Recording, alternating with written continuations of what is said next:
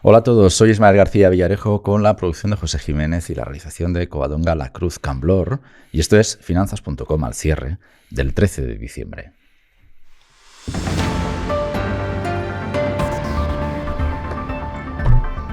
Inversores, muy bienvenidos. Javier y yo os estábamos esperando. Javier, bienvenido de nuevo al Centro de Noticias de Finanzas.com. ¿Qué tal? Para mí siempre un placer estar aquí. Muy bien. Javier Niederleitner, que es profesor del Máster en Bolsa y Mercados Financieros del Instituto de Estudios Bursátiles. Profesor, hoy pocas veces tenemos buenas noticias que comentar, pero hoy realmente hay una notición que es una inflación mucho menor de lo esperado en los Estados Unidos, con el efecto arrastre que ello implica. Veníamos del 7,7, esperábamos un 7,3 y al final firmamos un 7,1, que a veces nuestras audiencias nos dicen, bueno, pero tan importante es esperar un 7,3 que luego sea un 7,1, porque parece inocua esa diferencia, ¿no? Pero totalmente, bueno, hemos visto la reacción de los mercados que se han ido literalmente para arriba, pero vamos, disparados. Como un cohete, que diría alguien, ¿verdad? Sí. No, y sobre todo, quizás los mercados los que están más valorando es el dato de inflación subyacente, que es la que no tiene en cuenta lo que son los componentes energéticos y los alimentos sin elaborar, ¿no? El mercado está ávido de buenas noticias. Sobre todo, lo que el mercado le está ocurriendo últimamente es que está muy, muy temeroso. ¿Temeroso de qué? Lógicamente de lo que todos sabemos, de que los bancos centrales suban los tipos de interés por encima un poco de los niveles que el mercado está cómodo, ¿no? Tenemos reunión, la clave es esa, la clave es que tenemos mañana reunión de la Reserva Federal, el jueves del Banco Central Europeo, y lo están diciendo últimamente, que sus decisiones van a estar muy basadas en el control de los precios, ¿no? Christine Lagarde lo ha dicho además abiertamente, ¿no? ¿Qué significa esta noticia buena? Pues que lógicamente le va a quitar presión al Banco Central, sobre todo de la Reserva Federal, que es la reunión mañana, para subir los tipos, que es lo que no le gusta en absoluto a los mercados. ¿Qué reacción a partir de ahora vemos? ¿Tendremos un pico de estos digeriendo lo que es la noticia en sí misma? La sesión de hoy ha sido, enseguida nos hemos ido por encima de unos porcientos así en general. Incluso el IBEX, que siempre se queda así rezagado, ¿no? Se nos ha ido al 1,5 después de comer. Pero ¿significa esto que tendremos el pico de sierra? ¿Bajaremos? ¿Cuál es tu proyección sobre la reacción? No se puede hacer. El otro día escribimos para el IEB un poco las perspectivas para el año que viene, y si algo dije claramente es que no podemos hacer perspectivas, ¿no? ¿Por qué? Porque esto está todo muy cambiante, ¿no? La situación cambia de un día para otro. Sobre todo, ¿por qué? Porque lo que nos está preocupando, que es la inflación, puede cambiar de un día para otro. No nos olvidemos, venimos de una inflación buena porque fundamentalmente han bajado los precios energéticos. Tenemos otra vez el petróleo por debajo de 80, tenemos la energía, lógicamente la electricidad pues nos cuesta más barato producirlo, pero ¿quién nos dice que podemos tener un repunte en la escalada bélica? ¿Quién nos puede decir que haya cualquier situación de la OPEP no deseada, que volvamos a ver el petróleo por encima de 85 o 90 dólares? Eso significará que se habrá acabado la tendencia bajista de la inflación. Eso significará que volveremos otra vez a los temores de que los bancos centrales suban los tipos. Por lo cual, no podemos hacer perspectivas. Lo único que tenemos que ver es un poco cuál es la tendencia, y si esta tendencia a la baja de la inflación continúa, ya podemos, por así decirlo, lanzar un poco más las campanas al vuelo y pensar que los mercados pueden entrar de nuevo en una tendencia alcista. Pero no podemos hacer predicciones porque esto es cambiante. Javier, con las cautelas que nos acabas de comentar, nos vamos al mercado de renta fija. Hemos visto unos bonos potentes debido a la subida de tipos de intereses. Si esto se rompe ahora, ¿qué podemos esperar de ese mercado? Fíjate, sin duda, hemos visto como es uno de los mercados que casi más se ha beneficiado. Lo que pasa es que como que llama menos la atención, pero de ver un bono americano, el 4,2, 4,3, 4,25, sí. A verlo el 3,6, significa que los bonos han corrido y mucho, ¿no? Los bonos sabemos que descuentan un poco cuál es el escenario de tipos de interés a largo plazo, ¿no? Y ahora precisamente pues estamos viendo que el escenario que manejan los bonos precisamente es que quizás estamos a punto de llegar al techo de los tipos de interés, ¿no? Sin duda una buena noticia. Aún así, me gustaría, sé que te pregunto porque es como mi debilidad, ¿no? Entender un poquito lo que está pasando en el mercado local. Con el IBEX 35 hemos visto que Farmamar, ya se anunciaba ayer que salta del IBEX, por tanto tendremos nuevos actores en el compuesto, pero también vemos que es el índice al que le cuesta todavía volver a épocas de prepandemia. O sea, fijaos que estamos a ver cómo lo tenemos ahora. Digo porque veníamos de 10.000 y no llegamos, 8.368 aproximadamente. Europa. Pero yo diría, Ismael, que Europa está en general muy débil, ¿no?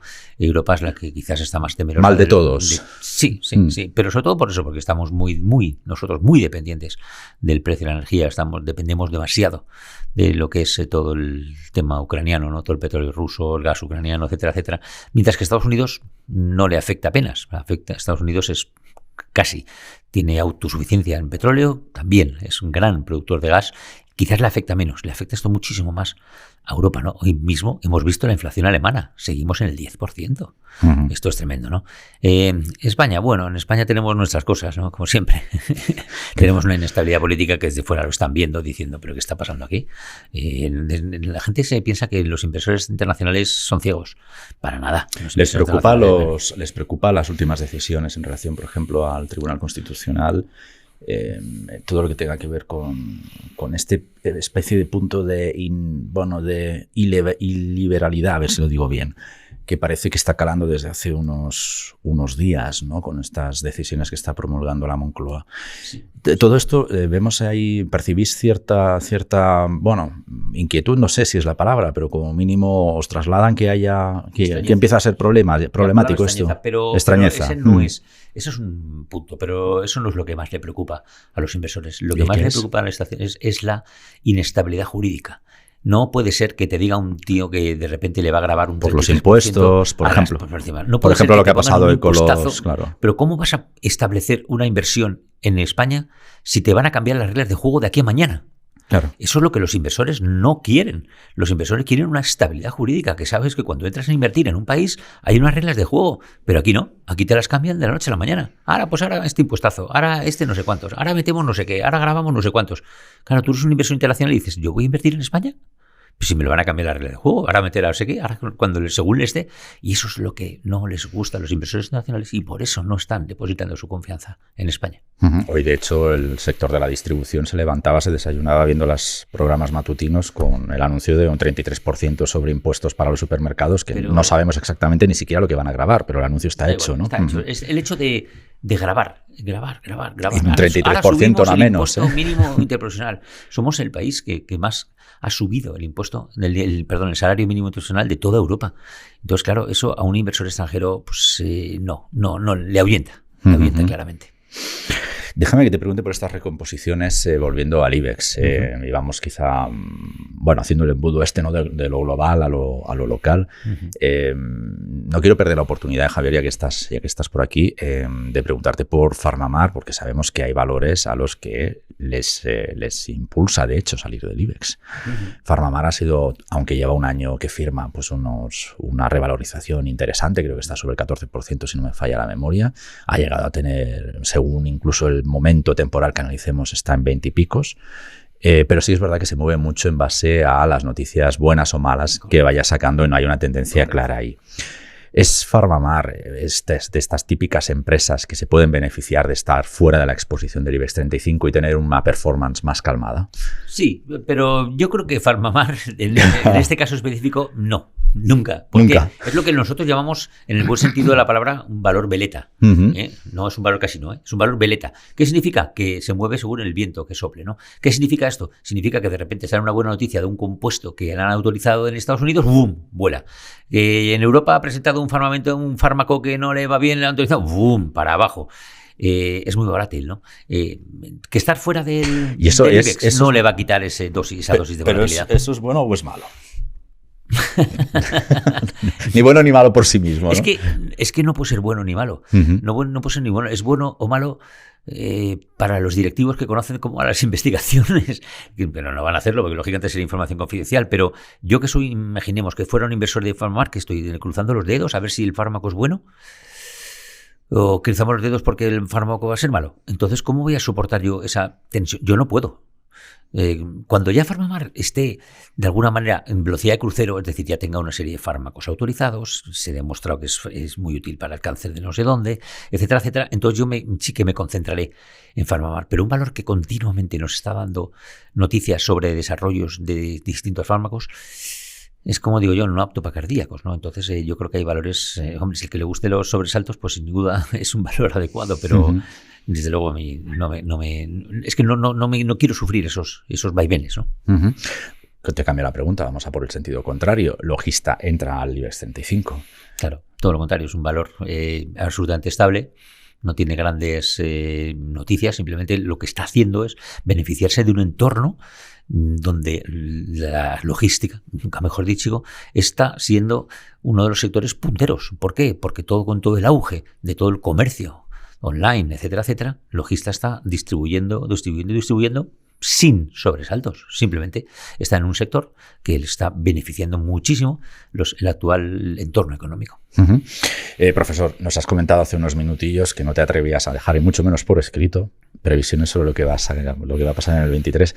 Imagínate el papelón que tenemos nosotros también. Nunca mejor dicho que la revista de este viernes es el año por delante, 2023, sí, que es nuestro famoso número en el que proyectamos un poco cuál será el escenario de 2023 en distintos campos, ¿no? Claro. Pero hay más de un analista que coincide contigo, que lo peligroso es hacer, ¿no?, previsiones demasiado exactas, porque la inestabilidad está ahí y parece que lo que va a dominar. Sin embargo, Javier, quiero que te mojes un poquitín, al menos medio dedo, si te parece. Dentro de vuestro mapa de riesgos, o incluso dentro del mundo académico, ¿no?, ¿qué os preocuparía más que sucediera dentro del 2023? Si dejamos en cuenta, tenemos en cuenta, que a estas alturas del año pasado nadie fue capaz de pronosticar que habría una guerra a las puertas de Europa, ¿verdad? Si quitamos esos imponderables o esos parece que imposibles, aunque luego acaben siendo posibles, ¿qué escenario más o menos te preocuparía más? Fíjate, yo un poco al hilo de lo que hemos comentado, yo he hecho mi pronóstico que he escrito para el IEB, he puesto 3 escenarios. Entonces yo no voy a hacer una predicción, yo voy a decir los 3 escenarios en los que nos enfrentamos, ¿no? Perfecto. El primero, el positivo.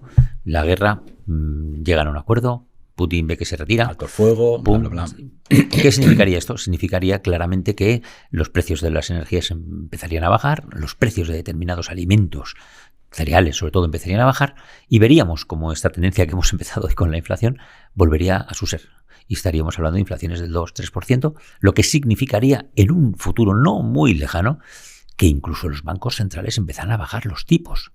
Escenario óptimo, sin duda. Los mercados volarían, los tipos de interés volverían a estar en torno al 2-3%, que está muy bien, las bolsas subirían, la economía iría bien. Escenario positivo. Escenario medio. Esto se enquista, sigue. Uh-huh. Sigue, seguimos igual, pues sí, baratía, bombardeo, tal. No es un escenario bueno. ¿Por qué? Porque de alguna manera la inflación siempre sería la espada de Damocles y eso haría que los tipos de interés se mantuvieran altos, ¿no? Y aquí viene mi principal riesgo para el año que viene, que es la permanencia en tipos de interés altos. ¿Por qué?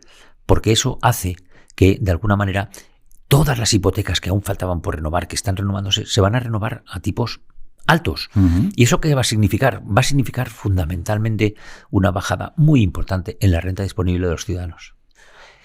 Que se añada lo que ya no dispone, claro, por la inflación. Primero, costes energéticos. Uh-huh. Entonces, ahora ya estamos sumando poco a poco, porque esto se va renovando mes a mes. A los que empiecen a renovar ahora, en noviembre, van a ver cómo su hipoteca sube. Pero es que los que renueven a final de diciembre van a ver cómo su hipoteca sube. Y los que renueven en enero, ya no te cuento lo que la hipoteca le sube. Entonces, si le unes la subida de los costes energéticos fundamentalmente con la subida de los tipos de interés, significa que la renta disponible de los ciudadanos va a verse disminuida sensiblemente. ¿Qué significa eso? Significa menos capacidad de consumo.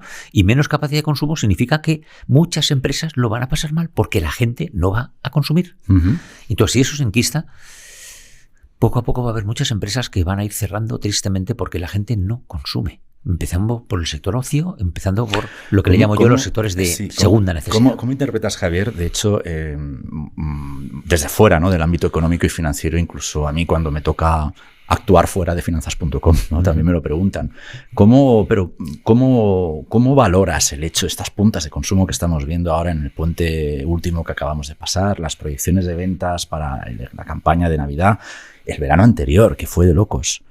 ¿Cómo convive esta al final, ¿no?, nuestros gestos cotidianos, que hasta ahora no son de contención, parece, con estas proyecciones como las que nos acabas de relatar, ¿no? La explicación es muy sencilla y no lo digo yo, lo dicen la mayoría de los analistas. Uh-huh. Estamos tirando de ahorro. Entonces hay una situación de necesidad de divertirnos, eso que no divertirnos, eso sí, de gastar, eso que no que nos quiten lo bailado. Sí. Exacto. Uh-huh. Hay una necesidad de eso y ha habido una bolsa de ahorro. ¿Por qué? Porque en pandemia, quieras o no, pues la gente no gastaba. Entonces no gastaba significa que ha ahorrado, ¿no? Pero eso se va a acabar. Eso se va a acabar. El ahorro no es infinito, excepto para el Estado. Para el Estado sí, porque le da la máquina, pero los demás, los españoles, no podemos darle a la máquina, ¿no? Y eso tristemente se va a acabar. Entonces, claro, el problema es ese, que por eso te digo yo que se enquiste la situación, porque esa euforia tristemente va a acabar. No, la gente no puede tirar de los ahorros permanentemente. Quiero recordar, el último dato es de octubre y se han recuperado 5.500 millones de euros las familias que evidentemente no estaban en liquidez, esos importes, ¿no? A mí la duda que me quedaba, que por eso también te quería preguntar, es por ejemplo, si esas retiradas, ¿no?, de octubre corresponden a consumo o, por ejemplo, a que no llegó a pagar la hipoteca. Es la única duda que acabo de tener. Por eso también admito que soy de los que va descolocado cuando veo estas imágenes, ¿no? Sí, claro. Pero insisto, esto es un poco esta consecuencia, ¿no? Consecuencia de que hemos vivido 2 años donde la gente no podía gastar. Entonces, ahora diciendo, oye, pues yo tenía esto previsto y me lo voy a gastar. Y me da igual lo que pase al día de mañana. No es falta de previsión. Es que se unen las dos cosas, esa previsión con esas ganas de, ¿no? Es complicado, ¿no? Pero, insisto, la realidad, si esto sigue así, está a la vuelta de la esquina. Insisto, cada mes que pasa, entran aproximadamente, fíjate, 5 millones de hipotecas. 5 millones de hipotecas más alquileres. Eso significa que cada mes, quitando 12, unas 4.000, 5.000, que más, mucho más, por favor, me estoy equivocando. Aproximadamente unos 200.000 hipotecas cada mes renuevan. Hay 200.000 familias que han visto cómo su salario se ve reducido de una manera drástica. Su salario neto, vamos a llamarlo así. Su disponibilidad, efectivamente. La renta disponible. Cada mes que pasa son 300.000 más familias que entran en modo contención. Eso a mí me da mucho miedo, desde luego, por lo cual los tipos de interés dan la vuelta o malo. Nos hablabas de 3 escenarios, nos has descrito el bueno, el neutral, supongo que toca el malo ahora. El tercero es el malo. Estamos en manos de un loco y ya se ha oído que podría utilizar armas nucleares. De esa manera, me da igual, aunque sea una pequeña arma nuclear. Sí. Lo que sea, si esto se enquista, malo, ¿no? Podría empezar otra vez de nuevo la tensión. Eso haría que los precios energéticos, sobre todo alimentarios, volvieran a niveles estratosféricos, volveríamos a ver inflación del 10%. Y el componente psicológico de que exploten bombas nucleares, ¿no? O sea, por supuesto. Y la Guerra Fría, y ahora sí, ¿qué dicen los chinos? Se lía. Entonces prefiero no plantearlo, ese es el escenario que yo quiero descartar absolutamente, pero... Javier, si te parece, vamos a quedarnos hoy, nos quedamos hoy en el frame de hoy, positivo, con el dato bueno, con la noticia, con la notición que hemos tenido hoy. La inflación en Estados Unidos muy buena. Al 7, muy buena, quiero decir. Sí. Vamos a ver. Tiene que ir poco a poco. También es verdad, no vamos a pasar del 9 y pico, ¿no?, que llegábamos al 2. No. O sea que, pero bueno, la tendencia es súper correcta. Sí, y las tendencias y la expectativa de inflación a largo plazo ya está por debajo del 4%. Entonces, bueno, vamos a quedarnos con eso, ¿no? Hubo un dato muy bueno, que es la contención de costes salariales en Estados Unidos. Eso es el dato que a mí me dije, ya sí, va a ser bueno. ¿Por qué? Porque las subidas salariales apenas fue el 4%, cuando podría haber sido el 7 o el 8. Entonces, eso hubiera sido malísimo, ¿no? Veníamos del 10, acuérdate, algunos meses que teníamos ese dato en el 10. Puede ser positivo. Vamos a quedarnos con el dato de hoy. Vamos a quedarnos también con que los bancos centrales, la FED, pero sobre todo el BCE, se mueve más con las expectativas de que con lo que ha pasado, y por tanto, si las expectativas son buenas, pues quizá empiecen también a enfriar el asunto. Vamos a ver si el discurso de Jerome Powell no es demasiado negativo. Seguramente los tipos solo subirán 0,5, pero el mercado tiene miedo. Tiene miedo. Cada vez menos al discurso de Powell, que diga, no, esto no ha hecho más que, cuidado. No, yo creo que Powell también va a ser positivo, ¿no? Vamos a ver qué está pasando, ¿no? Yo creo que la guerra en Rusia es que no tiene ningún sentido, ¿no? Sobre todo porque yo estoy viendo que donde más se está haciendo daño es a la propia Rusia. La propia ciudadanía rusa. Me gustaría que la gente viera en Rusia lo que están pasando, empresas cerradas, paro, mandando a la gente, a las familias a la guerra. Eso no puede ser bueno, eso se le tiene que volver en contra al presidente, ¿no? Entonces el presidente lo debe estar viendo y decir, cuidado. El problema de Putin es lo que hay detrás de Putin. Eso también es un análisis que empieza ya también a tener bastante consenso. Pero ¿a quién beneficia esto? Es que es una cosa tremenda. Me cuesta imaginar siempre a quién beneficia una guerra, pero bueno. Javier Niederleiner. Creo que lo he dicho bien, ¿no? No. Ahora, como no he leído, ¿ves? Pues no puedo leer. Has hecho uno de los errores más frecuentes que existen, que es poner NE. Eso es. NEI es NIE. Niederleiner, ahora sí. Eso me pasa por no leer. Sabes que aquí tiramos demasiado de la memoria a veces. Profesor, muchísimas gracias una tarde más por estar con nosotros aquí en Finanzas.com. Ha sido un placer. Y ayudarnos a entender la sesión de hoy y las expectativas que tocan para las próximas. Y a vosotros, amigos inversores, pues muchísimas gracias, porque sin vosotros esto sí que no tiene ningún sentido. Así que os continuamos esperando. Seguid escuchando a Alejandro Ramírez. Es el próximo episodio, la apertura de la sesión de mañana miércoles. Y nosotros en el cierre de los mercados estaremos atentos a lo que diga Jerome. Lo explicaremos el jueves, porque sabéis que lo hará sobre las 8 y pico hora local. Así que nosotros ya estaremos, pues iba a decir emitidos, pero bueno, streameados. No sé cuál sería el verbo. En todo caso ya habremos terminado. Pero lo iremos contando durante toda la semana. Así que os espero y muchísimas gracias, como siempre, por el privilegio de vuestro tiempo. Hasta la próxima.